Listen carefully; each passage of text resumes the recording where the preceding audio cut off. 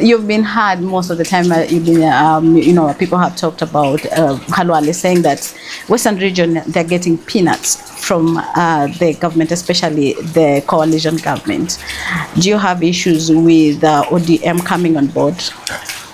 ODM coming on board, it is an ambiguous relationship. The Political Parties Act stipulates on how parties can coalesce to form a coalition. The law is very clear. You can do it before or after the election. So as we formed a coalition before the election, that's within the law. ODM coming after the election, again, it is perfectly in order. Unfortunately, when I last checked, there is no coalition document filed at the office of the Registrar of Political Parties between UDA and ODM, between UDA and ANC. So I don't recognize both. Yes, I'm a lawmaker. I've been making law for the last 20 years plus. I therefore cannot support something that is formed outside the frameworks of the law.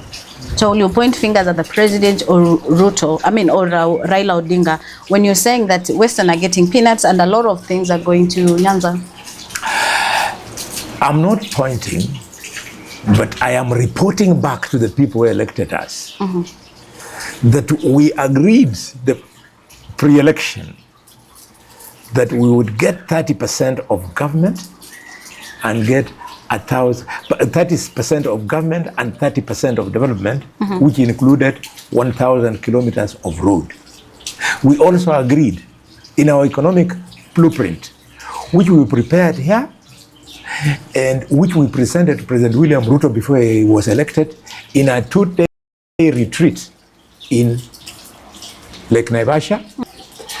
We agreed that we will get 30% of government and 30% of development, which also included 1,000 kilometers of road. We have gotten none of them. 2, we also had specific projects, like the teaching and referral hospital in Kakamega was to be elevated to level 6. The airport at the Wichina in Kakamega was supposed to be elevated to an international status. The projects have been abandoned. How do you expect me to keep quiet? If I keep quiet, Mudavadi doesn't remind the president about Kakamega. Wetangula does not remind the president about Kakamega. The responsibility is mine that I do so. You can't expect our governor to do it because the governor was not elected on our coalition. He doesn't know what we agreed with the president. So I beg their pardon. They should keep quiet. They have come where we had a pre-election agreement. Let them continue eating, but as we shall continue pushing for the projects that we agreed with the president. Yes, we will continue pushing and push.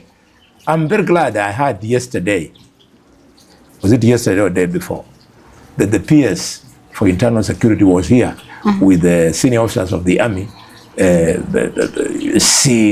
trying to find out if they could be the ones to complete the hospital. I'll be very happy if that is the case. When they finish, I'll say thank you, but I will not keep quiet. I'll remind them about the airport. And when they finish, I'll not keep quiet. I'll remind them about their 1,000 kilometer of road. You remember during the recent reshuffle of government, part of the little we had gotten in the 30%, it was taken away. PS James Mohati was dropped. PS Professor Kisiangani was dropped. You expect me to keep quiet? Will Luos ask for a job for James Mohati? Will they ask for a job for Professor Kisiangani?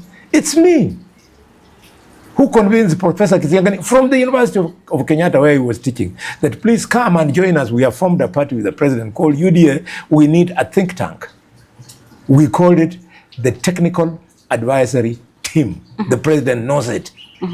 I recruited Professor Kisiangani on that team. I recruited Barack Muluka on that team. So now when they are mistreated and I keep quiet, who are they going to run to say we are getting the short end of the stick? Man, you guys, members of the public, you're asking for too much. Or is it that lawyers are children of a lesser God? You think it is amusing that level 5 that was supposed to come here in Kakamega, without casting a single vote, without supporting the president in any way, ODM has simply come in and said, we are working with the government, and the Kisumu hospital has been elevated to level 6. You think it's a laughing matter? Let them get level 6 and more, but we get ours. Let them get the things I'm seeing being done in Homa Bay, in Siaya, in Migori, in Kisumu. Let them get, but we also get ours.